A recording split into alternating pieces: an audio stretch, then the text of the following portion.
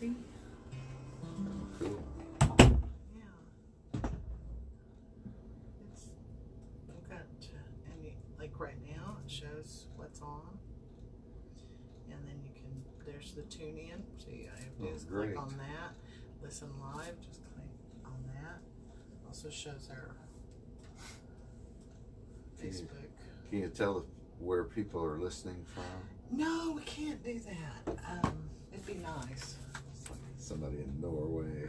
Well, you know, we get those like on our Facebook stuff, you know, and tune in. I'm not sure. I haven't checked the stats there, you know, as far as to see. I don't know. All right, here we go. All right, we have two awesome folks in this morning. We have Mr. Greg Jacobs. Good morning, Greg. Good morning. Nice to be here. And you have your comrade over there, Mr. Gene Williams. Good morning, Gene. Good morning. How are you? Now, both of you talk quiet, so you're going to have to, like, really love the mic. Okay. Okay, can you love the mic, Greg? A little bit. There you go. We just met, but, you know. It's not your first. It's not the first time. No. Well, it is so good to have you guys in. When Gene contacted me last week, was that just last week? Yeah, I was like, can we come in? Well, absolutely. Because you sent your new CD, I don't remember how long ago now, but it was several weeks ago, I think. Yeah. And I immediately fell in love with it. We were in, when we just started recording that, a little over a year ago. So when I finally got it finished and went through everything you have to go through to get one finished, I thought of you guys first because we had introduced the concept here. So I thought, let's come here and do a little chat. I saved your note. Well, thank you. Because of the handwritten note. Well, yeah, I'm a very personal guy. That's what I was hoping, Greg. But you have all sorts of friends on here, don't you? Friends in low places, as they say. You know, we were just talking about that as a funeral song. Have you ever heard it as one? Because I've known of people, which is a whole lot better than Ring of Fire, which was one that Joyce heard of. Oh, that'd be a perfect one, though. Ring of Fire for a funeral. Yeah. I'll make a note. Because this is Johnny Cash's birth date. Today is? Yeah. Well, happy birthday, Johnny. Yeah. I'm aware of that. Yeah. Was he ever an influence for you? Yeah. Did you ever meet him? No, I never got to meet him. Did you ever see him in concert? No, I never did. Well, what am I talking to you for, He was Greg? one that I missed. I don't know if Gene caught him or not, but he was one that I missed. Did you ever get to see... You'll have to come up. I know. Greg's going to have to share space with you. No worries. Project. Did you ever get to see Johnny Cash in concert? No, but early on I was a fan of his daughter, Roseanne Cash. Oh, yeah. And who's still doing mighty fine. Yeah. I saw Roseanne Cash. Oh, you ever seen Roseanne? But not. Now, see, Johnny Cash was the first concert I ever saw. And it was like at the fairgrounds or something. In Oklahoma City? Yeah. My first one was there 100 years ago. Blood Rock and Grand Funk Railroad. All right. Oh, okay. Here for a week. My ears rang for a week after that show. So early on, Grand Funk, one of your faves? Well, back when I was a kid, I liked them. I liked Blood Rock. Black Oak, Arkansas was a big thing. Black Sabbath. I saw Black Sabbath when Ozzy Osbourne was about 12 years old. The Civic Center in Oklahoma City. So it's a little rock and roll in your history, huh? Yeah, you start there and then you kind of mellow as you get on. And what about you, Gene? I know I've been giving you a hard time ever since I met you about looking like Gene Simmons, and you're probably really tired of that. But were you ever a KISS fan? Well, I respect them, but no, to be honest. That's okay. I never was either. I was a big James Taylor fan, Neil Young, Crosby, Stills, and then I loved Deep Purple and Jethro Tull, and I also loved Grand Funk. I thought Mark Farners was a great guitarist, and Peter Frampton. Yeah. Well, speaking of great guitarists, though, you're kind of known as one of the better sidemen around here. I've been fortunate to play with a lot of great singer-songwriters, Greg being one of the best. Yes, yes. Now, I would be remiss if we didn't mention Byron Berline and the... tragic. Yeah. What a tragedy. Oh, I know. Good grief. That has been just weighing on me since I first heard of the fire on Saturday. Now, you friends with Byron, either one of you? Not friends. I've met him a time or two, but no, wouldn't be Right, friends. but his reputation. Oh yeah, oh yeah. Yeah. And luckily, it's kind of playing out that some of his more treasured instruments were in a fireproof vault. Yeah, and two they survived. vaults. Yeah, They had 2 vaults, and I've been obsessed. I was watching the opening of them, and when his mandolin, I believe, Yeah. and he was praising the Lord over Oh, that one. Oh yeah. He was ecstatic. I saw that. Yeah. So There is a GoFundMe, at least one GoFundMe page where people can donate for some relief to him. right. Which I was very glad to see. Well, and also they will continue the concerts. They're going to have the concert on the 9th and the what's the other one? Joyce, I know you were 23rd maybe, and it's at the community church or something there in Guthrie. Mm-hmm. So don't you know that show's going to be Yeah. well populated? Yeah. But and that's something with the musicians. It really is a family thing. Don't you agree? Absolutely. Oh yeah. And Yeah. Red Dirt Relief Fund. I wonder if there won't be something coming up from them as well. I mean, you never know. Yeah, could be. Wouldn't be surprised. Right. So we've all known each other so long, and the musical family really is that kind of feeling. Yeah, it really is. And I got sidetracked from the album there, Encore. Now, why the name Encore? Well, it's kind of getting late in my career.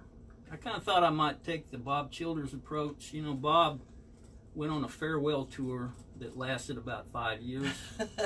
So I'm thinking, well, I may Might start need to start that tour. Try to start my farewell tour and milk that for 5 or 6 years, and so Encore last time around. And some of the songs on here, of course, Randy P's "I Love This Game." Oh, great song, great song. Yes, and one of Tom Skinner's favorites. I didn't realize he didn't do it originally; that it wasn't his song. Tom beat me to that song. Oh, did he? And I never felt like I could play it because Tom had it in his repertoire. Yeah. So that's one of the reasons I did it on it. First of all, it's a great song. It's a great analogy, not just about baseball, but about life in general. I mean, I Love This Game is kind of where I'm at in my music career. Right. And maybe I should quit, but it's a hard thing to admit, Yeah. So, and I put it on here as a tribute to Randy, but also as a tribute to Tom. Yeah. On this record. And also, you've got a bonus track on here, Woody's Road. That song was it was recorded back when we were all working for Chris Maxwell with Binky Records. Oh, okay. Binky Records? Binky Records out of Baton Rouge, Louisiana.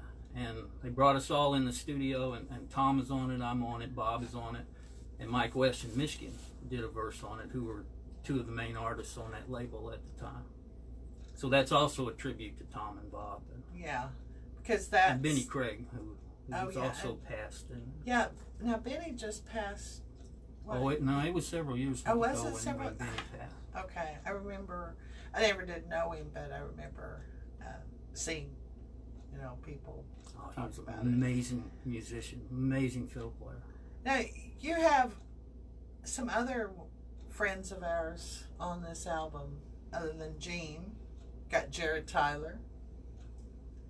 He's all right, isn't he? There's people on this album that I never even met. So you didn't even... You know, we were talking before we started here. I hadn't recorded a studio album in a long time. The last album I made was a live album. And that album, we got the guys together and we rehearsed hard for about 10 minutes and then we turned on the recorder and we took off. This record, we went in the studio and Gene and I and Jeff Parker, who is the engineer and another great musician and stuff, we just kind of brainstormed, you know.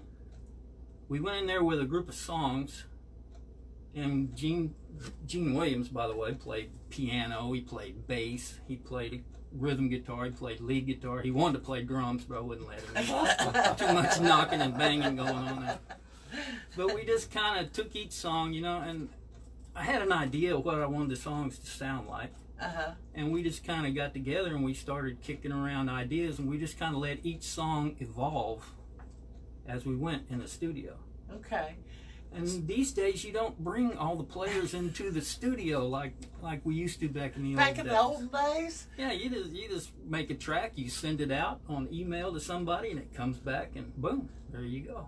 And wow. So I've never even met several of the players on So this you haven't song. met Jared Tyler? Oh, no, Jared. Oh, okay. And Jared's kind of a co-producer, because there's about 4 songs on here that I call the bluegrass treatment. And those songs, I just sent the bass and the rhythm track and my vocal track to Jared, and he pulled the players together, and he basically produced those songs and sent them back to me. Okay. Well, you know, I'm a huge Jared Tyler fan. Oh, man. Yeah. Yeah. Great musician. Not just a great musician, but human being. Yeah. Oh, yeah. Yeah. Absolutely. Yeah. Great friend. And then you've got Shelby Eicher on fiddle. Now, I've never met Shelby, but he's one heck of a fiddle player. He sure is. Yeah. Now, I've had the opportunity to meet Shelby. He probably doesn't remember me, but I certainly remember him. And then Carter Sampson, she sings a little duet with you. Now, were you actually with her? Carter actually came to the studio. Okay. Yeah, we did that the old-fashioned way. Oh, okay. Yeah, I've known Carter for a long time. I first met her, I used to do a little singer-songwriter deal at the Hall of Fame in Muskogee called Music Begins with a Song. And someone, I believe it might have been Efren, told me about Carter. She was working out of Fayetteville at the time. Yeah. So I called her and she came and played it. Great musician. So when I got ready to do this, on all my records I've done a duet with a female singer. Okay. And I just thought, so was it I'll you give and Emmy Carter a Lou call. originally, or? I did Monica Taylor. Monica. I did one with Michigan, who was out of New Orleans, on Midnight Mobile on my Look at Love CD. And so I wanted to do a duet, and Carter just popped in mind. I gave her a call, and she said she'd love to do it. And drove to Tahlequah where we recorded, and nice. we did two songs. Yeah. Once I got her there, I thought, let's do another one. So we did 2. Which I love both of those. But a heart is breaking, and I hope it's not yours. Hope it isn't mine. I hope it isn't mine. Yeah. Yeah, you know, when I wrote that song, I was going to call it I Hope It Isn't Mine. And then the more I thought about it, I got to think, man, that kind of sounds like a paternity suit or something. So I changed the title to A Heart Is Breaking. You're afraid it'd be the Maury Povich show theme, huh? Just didn't. The title just didn't work. Well, I like that one a lot. Let's see. And then who else did you have on here? Because really, I went down the list and it's like, oh, check. Oh, you even have Jim Blair on here. Jim came in and did some mandolin. He played mandolin on some of my other records. And he did a harmony on the bluegrass tune. Never Miss a Thing. Yeah. Never Miss a Thing. Yeah. Oh, and then Eyes of a Child. Of course, that's another one with... is that one? No. Yeah, Carter. Yeah, Carter does a duet Carter. on that. I'd recorded that one before on the live record, but I wanted a little different. I wanted a studio sound of that song. And Here to Tulsa is the same way. Yeah. We had done it live, but I just wanted a better version. And then, I forgot Terry Buffalo Ware and T.Z. Wright. That's another one of those. I just sent them the rhythm track to Buffalo. I said, man, I hear accordion here and the guitar. You know, do what you can. And he did it, sent it back, and I'm like, perfect. That was just TZ's birthday. Yeah, I played with him in Norman Saturday night. Oh, okay. 70 years old. Doesn't look a day over 69. You know, he and I'm sure I've told you this before, he and Terry are from my old stomping grounds, because TZ's from Moreland, Oklahoma, and Terry is from Woodward. That's where I grew up. So, claim to fame that I know him. That's my claim to fame, anyway. So, this is really kind of a labor of love for you? Yes. It was the way it all came down. I had the songs. I like to do 12 songs. And I had the songs, but I just didn't think all of the songs I had were CD quality songs. Yeah. So Gene and I were kicking around ideas, thinking, I wanted to cover Randy's song, maybe another song or two by friends. And while this process was going on, I was digging around at the house one day and I found 3 old cassette tapes. Oh. Old work tapes that I'd made back in like the late 80s, early 90s. Just, me and the guitar on a lot of it. Gene had played on some of them. You must have known Gene for a while now. Oh, yeah. I've known Gene since like 1980, 79 maybe. Since Gene was born. And so I took those tapes. I took those tapes up to Gene's studio, and I was going to have him put them on a CD for me. So, they'd last. The old tapes were getting old. And we spent a day listening to them, depressed the hell out of both of them. At one point, Gene stopped and looked at me and said, "Man, you were really sad back then." But there was about 3 songs on there that just kind of jumped out at us. One of them is Janie and Billy, which Tom Skinner and I wrote back in our Nashville days when we were living in Nashville back in the late 80s. And I'm listening to it, and I had forgotten about these songs. I'd never worked them in my repertoire. I'd never played them publicly. And suddenly here comes Janie and Billy on with Tom singing it, and I'm like, oh man, we got to do that song. Yeah. And then Being in Love, which may be the saddest song ever written in history. That song jumped out, and it was amazing. I hadn't heard that song since probably 1989. Oh, wow. When I first wrote it. And as soon as it started, the lyrics just started coming back. Oh. Half the time I'll get up and walk in the kitchen and forget why I went in the kitchen. But here's a song from 30 years ago, and it was there once I heard it. I don't know why I never played it. Maybe it was just too sad to play or something. But and then I thought the I better third? put it on there. I Turn to You was one of the old songs. That was when I was in my romantic stage. Oh. When you weren't heartbroken, you were just. Well, I was heartbroken, but that's not really a heartbroken song. That's more of a Gene late was night. there to help. More of a late night begging song than a heartbroken song. But that was when I was in that stage. Yeah.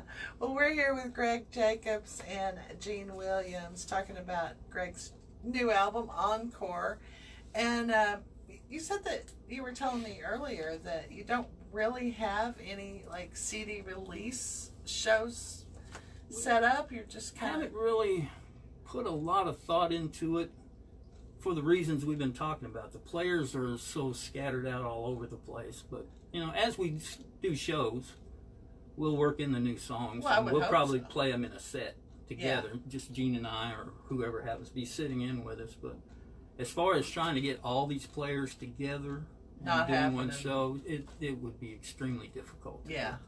Well, especially when, like you said, a lot of them are across country from you. Oh yeah, the steel player. We were looking for a steel player to play on a couple of songs, and Jeff said, "I know a guy in Nashville."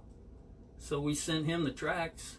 He's playing with the Bellamy Brothers, and he recorded those 2 tracks on the Bellamy Brothers tour bus.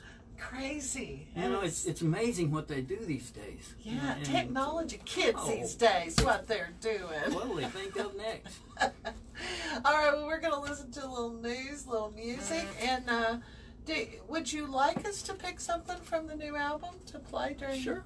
Play whatever you want. Can I? Huh? What do you? She chose "Come Here for You." Is that good or? Yeah. See, I was actually going to go for one with tune. Carter. Oh yeah, that one's the peppy one. Yeah, I always like to do a swing tune. I was going to go for "A Heart Is Breaking" because that's it. They're both with Carter. They're both my children. They're both nice songs. Well, anyway, okay, and then then y'all are going to do some live playing and singing for us. We can do that. All right. You're listening at Home with the Kush Girls, 1600 KUSH Cushing. Yeah, I think we have Come Here for You in rotation, so that's why she picked that. But I really did kind of want to hear A Heart Is Breaking because I think that one's clever. I loved hearing Carter. Okay. Do you mind playing A Heart Is Breaking? Facebook Live now. Now's the time to say all those wonderful things you want to say, whatever they may be.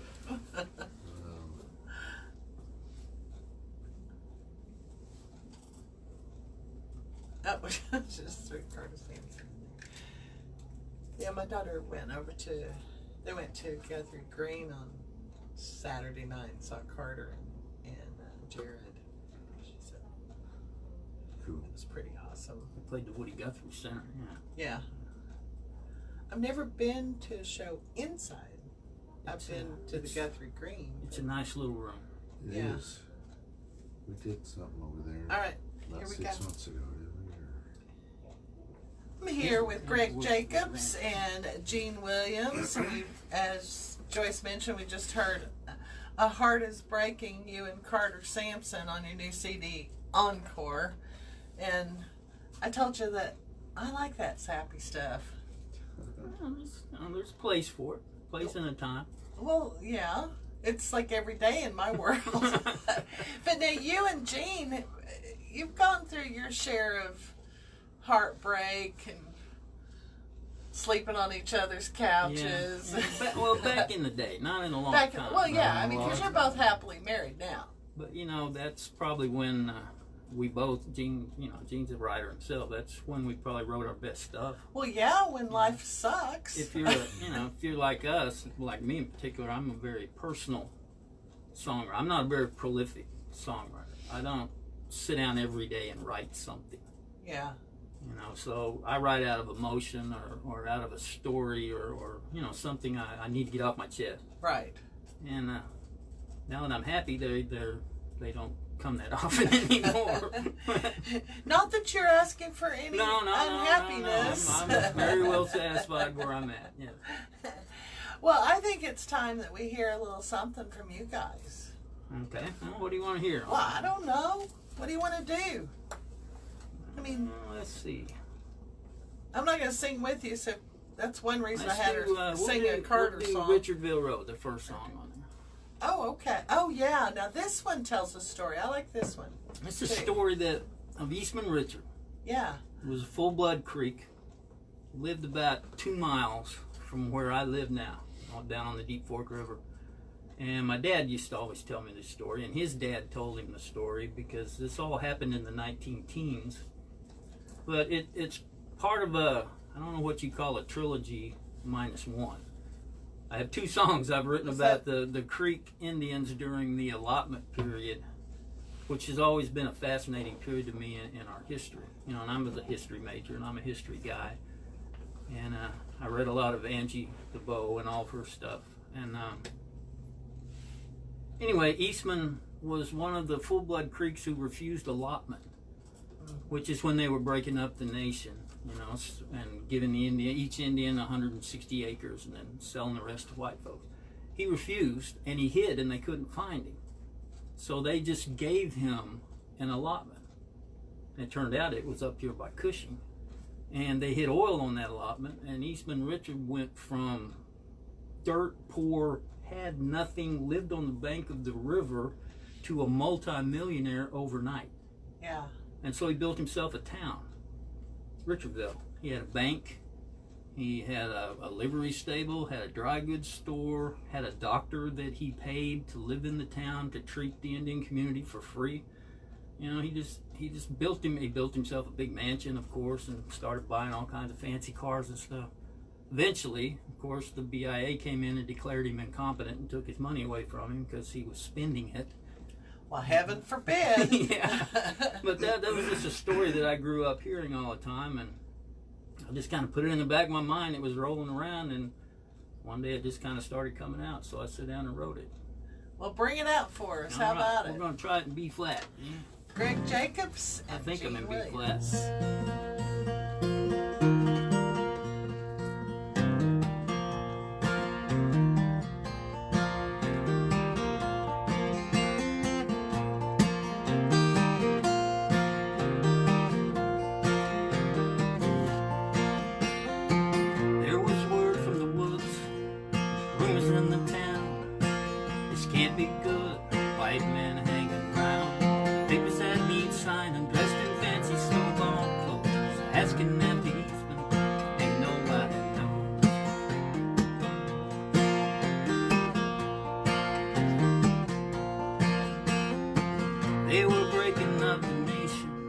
splitting up the land, counting on the Indians, make a mark upon their hand. Gave them each a parcel of what used to be their soul, allotted poor land and rich land they could sow.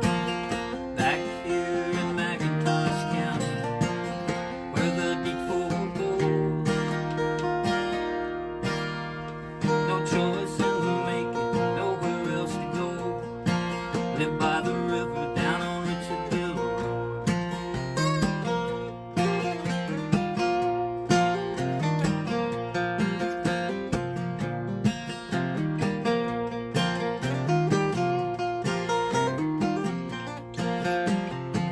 Now Eastman Richard was a full blood, and he was not about to sign, so he swam the deep Fork River that flows marshals behind. Though he was oppressed, he was still assigned some land. White men thought worthless, rocking most of the sand. Back here in McIntosh County, where the deep Fork goes, no choice in the making, nowhere else to go. Live by the river down on Richardville Road.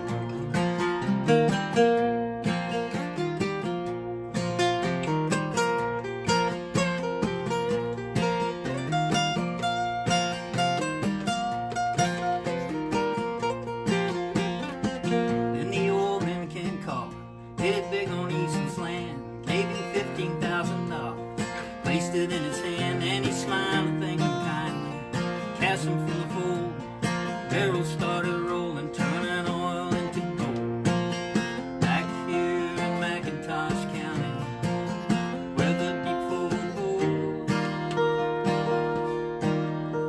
no choice in the making, nowhere else to go. Live by the river down on Richardville Road.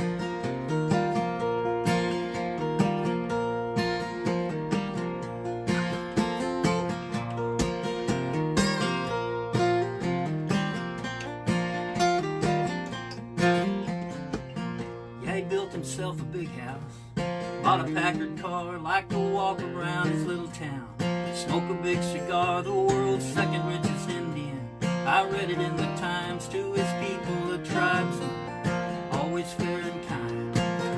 Back here in McIntosh County, where the deep Fork goes, no choice in the making, nowhere else to go. Built him a town down on Richardville Road.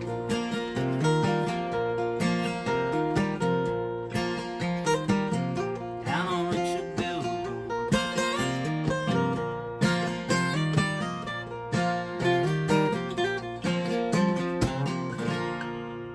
Greg Jacobs and Mr. Gene Williams here on KUSH. I like that song a lot, and it tells a story that needs to be told, because so many of the stories have been kind of Oh yeah, pushed back and away and hidden. there was a guy named Jackson Barnett from Henrietta who was the world's richest Indian. Eastman was only number 2. Yeah.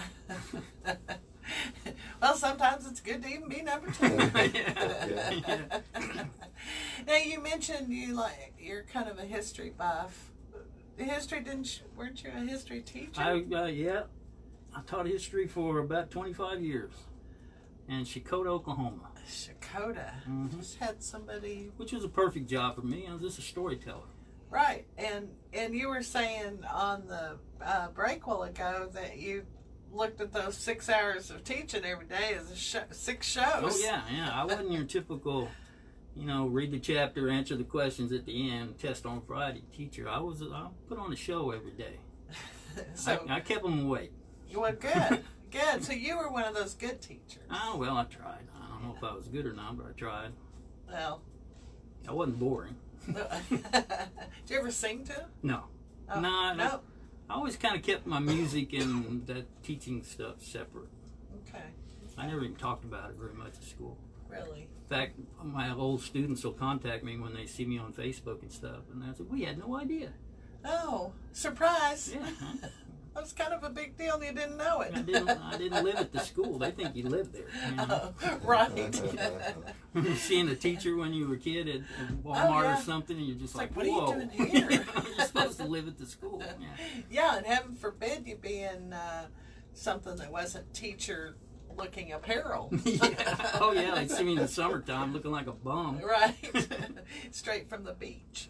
Well, how about another song? Okay. We'll do, it's another history-oriented song called Footprints. Okay. When my father passed away, everything kind of fell on me, right? You know, so we're handling all the estate, and I'm doing all that stuff. And I live on a piece of land that I inherited from my father, who bought it from my grandmother when my grandfather passed away. Wow. So I was going through all that old paperwork, and I found a deed where my grandfather had bought one of the 80 acres there in 1914. Wow. So this is running through my head, you know. Well, my family's been here for 100 years on this spot. And the house I lived in is the house my grandfather built that my father remodeled when his father died, and that I kind of remodeled when my father died. So I got all this stuff running through my head. Like I was saying before, you know, I don't sit down with the intention of writing a song. They just kind of, something sparks it, and I write it. So I've got all this filed in a file in the back of my mind. And one day I was out with my dad, obviously before he passed away. We were looking at cows or doing something, and he was kind of, you know, in perspective that day, kind of looking around, and he stopped and he looked at me and he said, you know, Papa, he called his dad Papa. He said, Papa's footprints are on every inch of this land. Wow. And so I filed that away back there in another file, and somehow those two files got together, and I wrote this song. All right, well, let's those hear. two files. Let me get a drink. Okay. All right, get you a sip. We're going to try it in A. Gino.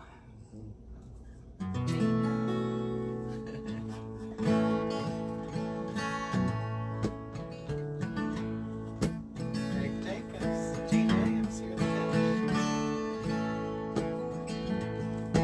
This land used to be farmland, about as far as you could see. It was passed along from hand to hand, and it wound up with the likes of me.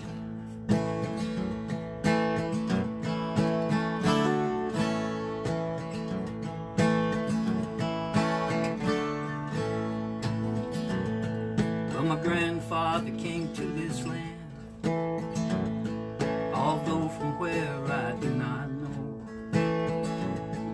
But he took a bride from Arkansas, and they rode on horseback up that road. And he built him a house on top of this hill,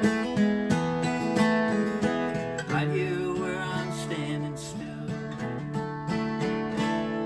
But it doesn't matter where I stand,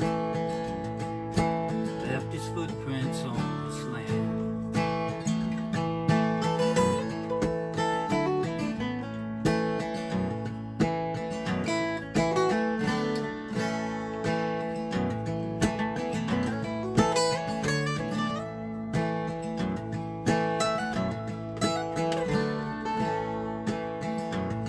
He put in some corn and a cotton crop through the 30s when the market dropped. Watched his youngest son go off to war, come home through that very door.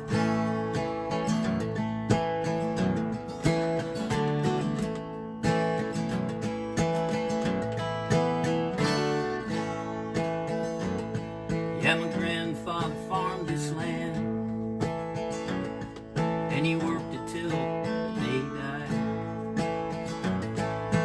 When I was only 9 years old, the only time my father cried. And he built onto the house on top of this hill, right here where I'm standing still. But it doesn't matter where I stand,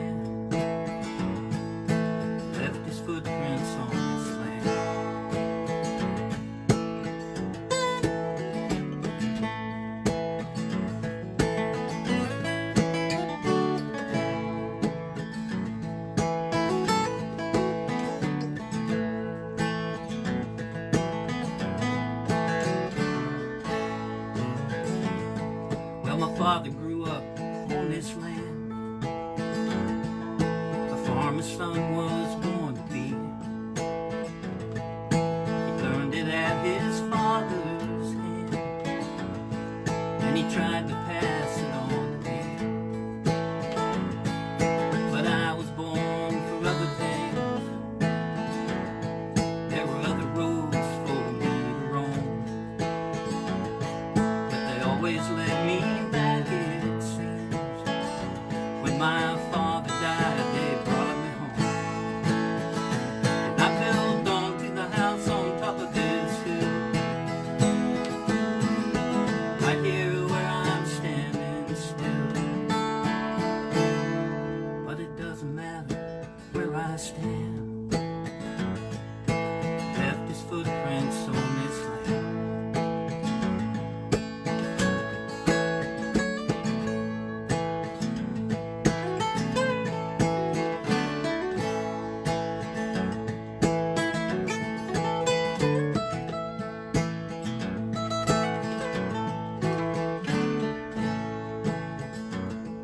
Well, this land used to be farmland, about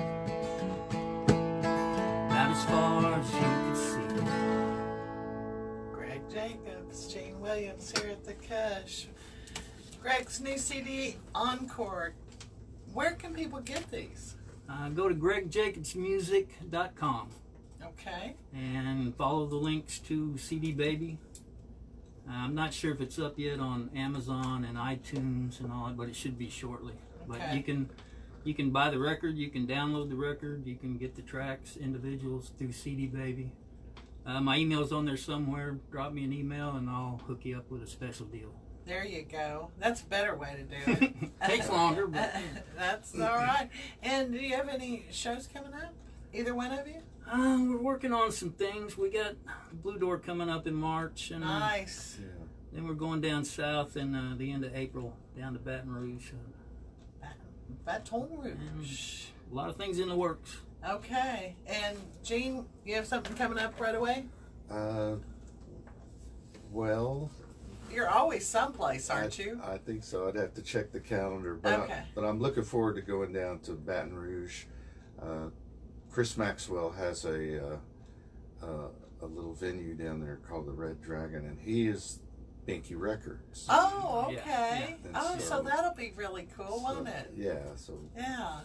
Greg took me down there years ago, and he was real supportive of Greg and Tom and Childers, and Chris maybe- gave me a good line Oh, the yeah? other day. He was he recorded Tom Skinner and Bob, Bill Erickson, and then Randy Peace, his Red Dirt guys.